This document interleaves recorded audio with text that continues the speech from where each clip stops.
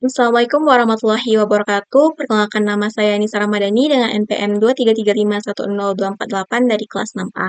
Nah, di sini saya akan menjelaskan mengenai materi Praktikum Big Data dari pertemuan 1 hingga pertemuan 7 serta implementasi codingan dari salah satu materi tersebut untuk melengkapi ujian akhir semester Praktikum Big Data saya.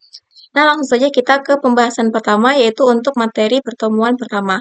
Nah, di mana pada pertemuan pertama itu kita membahas tentang pengantar ekosistem Big Data dan juga PySpark dasar. Nah, pemrosesan data modern telah beralih dari sistem monolitik, yaitu satu server, ke sistem terdistribusi, yaitu banyak server. Di mana agar mampu mengolah data dalam jumlah yang besar secara lebih cepat dan juga efisien. Nah, Apache Spark itu menjadi salah satu framework Big Data yang banyak digunakan karena memanfaatkan in-memory computing, yaitu memproses data langsung di memori sehingga performanya lebih cepat dibandingkan Hadoop MapReduce. Nah, Big Data memiliki 5 karakteristik utama yang biasa disebut dengan 5V, yaitu satu, volume, di mana volume itu mengacu pada jumlah data yang sangat besar yang dihasilkan dari berbagai sumber seperti media sosial, transaksi digital, sensor IoT, dan juga aplikasi. Nah, besarnya data itu memerlukan teknologi penyimpanan dan juga pemrosesan khusus agar data dapat diolah secara efisien. Nah, selanjutnya yang kedua itu ada velocity atau kecepatan data diproses, di mana velocity ini menunjukkan kecepatan data yang dihasilkan, dikirim, dan juga diproses. Nah, dalam big data, data seringkali harus diproses secara real time agar informasi itu tetap relevan dan juga digunakan untuk pengambilan keputusan dengan cepat. Nah, yang ketiga itu ada variety, yaitu beragam. Artinya itu dia menggambarkan keberagaman jenis data yang diolah meliputi data terstruktur, semi terstruktur, dan juga tidak terstruktur seperti teks, gambar, video, audio, maupun dokumen. Nah, sehingga memerlukan metode pengolahan yang berbeda-beda. Nah, selanjutnya itu ada veracity, yaitu kualitas dan keakuratan data. Di mana di sini veracity ini merupakan data yang berkaitan dengan kualitas, akuratan, dan juga konsistensi data, di mana data yang baik itu harus bebas dari kesalahan, duplikasi, maupun informasi yang tidak valid agar hasil analisisnya dapat dipercaya dan juga menghasilkan keputusan yang tepat. Kemudian yang kelima yaitu ada value, di mana value itu merupakan manfaat atau nilai yang diperoleh dari hasil pengolahan dan analisis big data, di mana informasi yang dihasilkan dapat dimanfaatkan untuk mendukung pengambilan keputusan, meningkatkan efisiensi, memahami pola data, serta juga membangun organisasi untuk mencapai tujuan yang diinginkan. Nah, selanjutnya itu ada Apache Spark, yaitu menggunakan arsitektur master worker, di mana driver program atau Spark Session itu mengatur jalannya aplikasi. Sedangkan cluster manager itu mengolah pembagian sumber daya dan juga work node executor itu untuk menjalankan pemrosesan data secara paralel di memori agar proses lebih efisien dan cepat. Nah, selanjutnya kita ke pertemuan kedua, di mana di sini itu membahas injeksi data ke Hadoop distribusi file system atau HDFS. Di mana pada pertemuan kali ini, modul ini membahas tentang proses injeksi data ke Hadoop Distributed File System atau HDFS, yaitu sistem penyimpanan terdistribusi yang digunakan dalam ekosistem Hadoop untuk menyimpan dan juga mengelola data berukuran besar.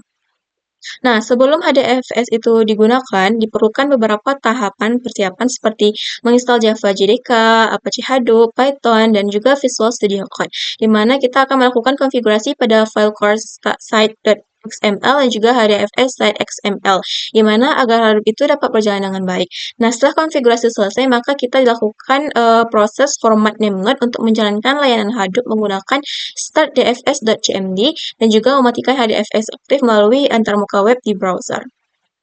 Nah, selanjutnya, materi ini juga menjelaskan bagaimana cara melakukan ingesti data menggunakan Python dengan memanfaatkan library pandas dan juga HDFS. Nah, pada contoh yang diberikan, maka data yang contohin dalam format CSV itu dibuat terlebih dahulu, kemudian diunggah ke dalam HDFS melalui koneksi web HDFS. Lalu proses ini akan menunjukkan bagaimana data itu disimpan secara terpusat dan terdistribusi sehingga siap digunakan untuk analisis big data. Nah, selanjutnya kita ke pertemuan ketiga, di mana materinya yaitu Programming Hadoop with Spark atau Fundamental dan Data Wrangling. Nah, di mana data yang berasal dari berbagai sumber seperti sensor IoT, observer, atau database umumnya masih berupa data mentah sehingga perlu dibersihkan sebelum dianalisis. Nah, proses ini disebut data wrangling, yaitu tahap mengolah data agar lebih rapi, konsisten, dan juga siap digunakan. Nah, dalam Apache Spark, data dikelola menggunakan data frame dan diproses melalui dua jenis operasi, yaitu transformation untuk membentuk data baru, serta action untuk menjalankan proses dan juga menghasilkan output. Nah, materi ini membahas juga beberapa teknik penting dalam data wrangling, yaitu yang pertama standarisasi teks dan juga null handling untuk menyeragamkan data serta menangani nilai kosong, parsing, timestamp, dan untuk mengubah berbagai format tanggal dan waktu menjadi format yang konsisten. Nah, untuk regular expression atau regex itu untuk mengekstraksi informasi tertentu dari teks. Nah, serta imputasi dan kolom kalkulasi untuk mengisi data yang hilang dan juga membuat kolom baru berdasarkan kebutuhan analisisnya. Nah, selanjutnya itu pertemuan keempat, yaitu materinya mengenai Spark SQL, query complex, join, dan juga agregasi. Nah, pada pertemuan ini, kita membahas Spark SQL, yaitu komponen Apache Spark yang digunakan untuk mengelola data berskala besar menggunakan sintaks SQL, di mana materi utamanya meliputi join untuk menggabungkan tabel, kemudian juga ada aggregation seperti sum, average, count, dan juga group by, yaitu untuk merangkum data, serta juga ada Windows function seperti rank dan dense rank untuk melakukan analisis tanpa mengurangi jumlah baris data. Nah, data frame juga harus didaftarkan ke Spark Catalog menggunakan create or replace time view agar dapat diproses dengan SQL. Nah, pada materi ini juga dilakukan pembuatan tabel, multi-table join, dan juga agregasi untuk menganalisis data pegawai serta pengeluaran gaji tiap departemen. Nah, selain itu juga digunakan window function dan juga CTA untuk menentukan pegawai dengan gaji tertinggi di setiap departemennya. Kemudian diakhiri dengan latihan membuat query Spark SQL untuk menganalisis performa refer berdasarkan pendapatan, jarak tempuh, dan juga peringkat. Nah, selanjutnya itu untuk pertemuan kelima. Untuk pertemuan kelima tidak ada materi karena kami melaksanakan kuis. Nah, selanjutnya kita ke pertemuan keenam, di mana pertemuan keenam ini kita membahas mengenai Spark SQL untuk optimasi kinerja dasar. Nah, pertemuan ini membahas teknik dasar untuk mengoptimalkan kinerja Apache Spark agar pemrosesan data itu menjadi lebih cepat dan juga efisien. Nah, materi yang dipelajari itu meliputi cara melihat rencana eksekusi, memanfaatkan penyimpanan di memori, mengatur partisi data, serta memilih format penyimpanan yang sesuai untuk big data. Nah, materi utama yang dipelajari itu meliputi yang pertama execution plan. Nah, di mana di sini menampilkan rencana eksekusi yang akan dilakukan oleh Spark sehingga alur pemrosesan itu dapat dipahami sebelum program itu dijalankan. Kemudian yang kedua itu ada caching atau cache. Nah, di mana di sini untuk menyimpan data yang sering digunakan ke dalam memori atau RAM agar tidak perlu dibaca ulang dari penyimpanan sehingga mempercepat proses komputasinya. Kemudian di sini juga ada partitioning atau repartition dan juga collects, di mana ini untuk mengatur distribusi data ke beberapa partisi seperti repartition itu digunakan untuk mengubah jumlah partisi secara menyeluruh. Sedangkan collects itu lebih efisien untuk mengurangi jumlah partisinya. Selanjutnya itu ada format data yaitu Parquet dan juga CSV, di mana Parquet itu menyimpan data dalam format kolom sehingga ukuran file itu lebih kecil dan proses analisisnya lebih cepat dibandingkan CSV yang menyimpan data berdasarkan baris. Nah, selanjutnya kita ke pertemuan ketujuh. Nah, pada pertemuan ketujuh ini kita mempelajari materi tentang penerapan data store dan juga non-relational atau MongoDB. Di mana modul ini membahas tentang MongoDB sebagai salah satu database NoSQL yang menggunakan konsep document oriented. Nah, di mana sehingga data itu disimpan dalam bentuk documentation atau binary JSON, bukan dalam bentuk tabel seperti pada database relasional. Nah, pendekatan ini membuat MongoDB itu lebih fleksibel karena tidak memerlukan struktur tabel yang tetap atau schema list. Nah, serta mampu menyimpan data berupa array dan juga nested dokumen secara langsung dalam satu dokumen. Nah, oleh karena itu, MongoDB sangat sesuai digunakan untuk mengelola data semi-struktur maupun tidak terstruktur yang banyak ditemukan pada aplikasi modern seperti e-commerce, media sosial, dan juga Internet of Things. Nah, pada materi juga dijelaskan bagaimana cara menghubungkan Python dengan MongoDB menggunakan PyMongo, di mana kemudian itu melakukan operasi dasar CRUD atau create, read, update, dan juga delete, di mana mahasiswa itu akan mempelajari cara menambahkan data ke dalam collection, mencari data menggunakan berbagai kriteria, dan juga operator seperti $GT dan juga $GTA. Nah, untuk memperbarui data dan menggunakan $set atau $push serta juga menghapus dokumen tertentu. Nah, di sini selanjutnya masuk ke implementasi codingan pada salah satu pertemuan. Nah, di sini saya memilih untuk menerapkan materi pertemuan 7 untuk UAS saya. Nah, berikut penjelasannya. Kita langsung saja ke Google Colab-nya. Nah, baiklah di sini kita langsung saja ke implementasi codingan untuk salah satu pertemuannya yang dimana saya memilih yaitu pertemuan ketujuh mengenai tentang penerapan database NoSQL dan juga MongoDB. Nah, di sini saya membuat implementasi mengenai tentang penerapan database NoSQL MongoDB dari sistem manajemen data pelanggan salon kecantikan. Nah, langsung saja kita ke codingan pertama, pada sel pertama, di mana pada kode ini digunakan untuk menginstal dan juga menyiapkan MongoDB pada lingkungan Linux atau Google Colab agar dapat digunakan melalui Python. Nah, proses diawali dengan memperbarui daftar paket dengan apt-get update. Nah, lalu kita akan menginstal beberapa dependensi seperti GnuPG, car, dan lain-lain. Nah, selanjutnya sistem juga akan mengunduh kunci resmi MongoDB dan juga menambahkan repositori MongoDB versi 7.0. Nah, di sini. Nah, lalu menginstal paket MongoDB org. Nah, setelah itu kita akan membuat folder untuk menyimpan database-nya dengan menggunakan perintah mkdir -p datadb, yang dimana ini digunakan untuk menyimpan database. Lalu nanti kemudian server MongoDB itu dijalankan di belakang menggunakan perintah mongod for logpad for log mongodb bin if all, di mana ini dijalankan di latar disimpan pada for log mongodb lognya. Lalu tahap terakhirnya kita itu menginstal library pymongo untuk menggunakan pip install pymongo sehingga dapat terhubung dan juga melakukan operasi pada database MongoDB. Nah, selanjutnya kita akan nge-print server MongoDB sudah menyala dan juga siap digunakan. Nah, di sini teman-teman dapat melihat pada outputnya, di sini sudah berhasil terinstall untuk package-package library yang digunakan. Nah, di sini sudah tertampil pesan server MongoDB sudah menyala dan siap digunakan. Nah, selanjutnya kita ke codingan sel kedua, di mana pada sel kedua ini digunakan untuk menghubungkan Python dan juga database MongoDB menggunakan library PyMongo. Nah, di mana program ini diawali dengan kita mengimport modul SYS dan juga menginstal PyMongo jika belum tersedia. Nah, selanjutnya nanti Mongo client yaitu MongoDB /127.0.0 ini digunakan untuk membuat koneksi ke server MongoDB yang berjalan pada localhost. Nah, setelah koneksi berhasil, maka program akan membuat database bernama salon kecantikan DB. Nah, serta collection pelanggan. Nah, seluruh proses itu nanti ditempatkan dalam blok try except. Nah, di sini dalam blok try except sehingga apabila terjadi kesalahan saat koneksi, maka program itu akan menampilkan pesan error tanpa langsung berhenti. Nah, berdasarkan output yang telah ditampilkan, teman-teman dapat melihat bahwa muncul pesan requirement already satisfied by Mongo, di mana itu menunjukkan bahwa library PyMongo itu telah terpasang sehingga tidak perlu diinstal ulang. Nah, selanjutnya pesan koneksi MongoDB berhasil, itu menunjukkan bahwa MongoDB serta database dan juga koleksi yang dibutuhkan setelah itu berhasil dibuat dan juga diakses.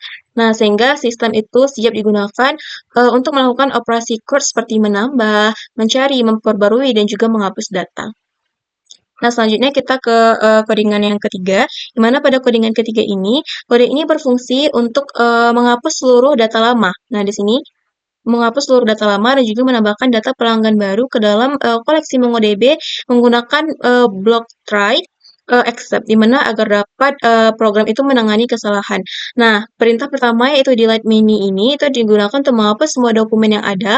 Kemudian nanti data pelanggan itu menyimpan 3 dokumen pelanggan yang berisi informasi nama, riwayat perawatan, biaya perawatan, dan juga alamat. Nah, di mana nanti di sini disebut juga dengan embedded document. Nah, selanjutnya nanti di sini ada insert many, di mana insert many itu nanti digunakan untuk menampilkan jumlah data yang berhasil ditambahkan. Nah, jika terjadi kesalahan selama proses tersebut, maka block accept itu akan menampilkan pesan error sehingga penyebab masalah itu dapat kita ketahui. Nah, di sini outputnya 3 data pelanggan itu berhasil ditambahkan. Nah, selanjutnya kita ke sel keempat, yang mana sel 4 ini digunakan untuk menampilkan seluruh data pelanggan yang tersimpan di koleksi MongoDB. Nah, di mana perintah print data pelanggan ini digunakan untuk menampilkan judul output agar hal setelah itu lebih mudah dibaca, sedangkan perulangan for ini atau P in pelanggan find ini itu digunakan untuk mengambil setiap dokumen yang ada di dalam koleksi pelanggan menggunakan fungsi find, yaitu setiap dokumen itu kemudian dicetak dengan print P. Nah, sehingga pada output ini teman-teman dapat melihat bahwa terlihat ada 3 pelanggan, yaitu Sabina, Resti, dan juga Salsa. Nah, di mana dengan lengkap dengan ID yang dibuat otomatis oleh MongoDB serta nama riwayat perawatan, biaya perawatan, serta juga alamat yang berisi informasi dan juga jalan dan kota. Nah, serta output tersebut juga menunjukkan bahwa seluruh data ini berhasil disimpan ke database dan dapat ditampilkan kembali tanpa mengalami kesalahan. Nah, selanjutnya di sini kita masuk ke sel kelima, yaitu kode ini digunakan untuk menampilkan data pelanggan dengan biaya perawatan lebih dari Rp150.000, di mana perintah print ini digunakan untuk menampilkan judul output, kemudian fungsi pelanggan find ini dengan biaya perawatan dengan operasi $GT 150.000. Nah, ini merupakan pencarian menggunakan operator $GT atau greater than untuk memilih dokumen dengan nilai biaya perawatan lebih besar dari Rp150.000. Nah, selanjutnya nanti perulangan for ini akan mencet setiap dokumen yang memenuhi kondisi tersebut. Nah, teman-teman dapat melihat pada bagian outputnya ini. Nah, pada output ini terdapat hanya Sabina dengan biaya perawatan yaitu sebesar Rp175.000 dan juga Salsa dengan biaya Rp350.000. Nah, yang ditampilkan. Sedangkan Resti itu tidak ditampilkan karena biaya perawatannya hanya Rp120.000 sehingga tidak memenuhi kriteria pencariannya. Nah, selanjutnya kita ke pelanggan untuk mengupdate pelanggan. Nah, di sini pada sel ke-6 ini, kode ini digunakan untuk mengupdate atau memperbarui data pelanggan dengan menambahkan riwayat perawatan baru pada pelanggan bernama Resti. Nah, di mana fungsi ini, fungsi pelanggan.update1 ini digunakan untuk mencari dokumen yang memiliki nama bernilai Resti, kemudian nanti operator $pouch itu menambahkan data nail art ke dalam array riwayat perawatan tanpa menghapus data sebelumnya. Nah, setelah itu proses itu pembaruan selesai, maka perintah pelanggan find nama Resti ini digunakan untuk menampilkan data terbaru milik Resti. Nah, selanjutnya di sini teman-teman dapat melihat outputnya data setelah diupdate, di mana di sini terdapat ID dan juga nama Resti, di mana berisi pada riwayat perawatan ini berisi manicure, pedicure, dan juga ditambah oleh nail art. Nah, ini menunjukkan bahwa proses update itu berhasil pada output yang terlihat ini nail art gitu. Nah, nail art ini muncul dan juga menandakan perintah update yang kemungkinan telah dijalankan lebih dari satu kali. Nah, di sini terdapat juga biaya perawatan yaitu 120 dan juga alamatnya. Nah, di sini berarti berhasil data itu diupdate pada ID Resti atau nama Resti. Nah, selanjutnya kita ke sel terakhir yaitu menghapus data pelanggan. Nah, di mana kode ini digunakan untuk menghapus data satu pelanggan yang memiliki nama Salsa dari koleksi MongoDB, di mana menggunakan fungsi pelanggan.delete1 nama Salsa yaitu dari koleksi MongoDB. Dan menggunakan fungsi delete1 ini itu untuk memproses penghapusannya nama pelanggan Salsa.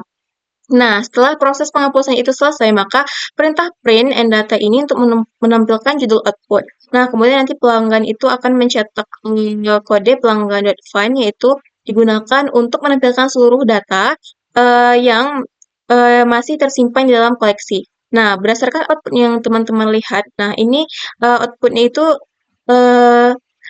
data pelanggan atas nama Salsa itu sudah tidak ada lagi. Nah, ini data setelah diupdate. Nah, di sini tersisa hanya data Sabina dan juga Resti. Di sini terdapat juga riwayat perawatannya, biaya perawatannya, dan juga alamatnya. Baiklah, hanya itu saja yang dapat saya sampaikan. Lebih dan kurang saya mohon maaf. Saya tutup dengan Assalamualaikum warahmatullahi wabarakatuh.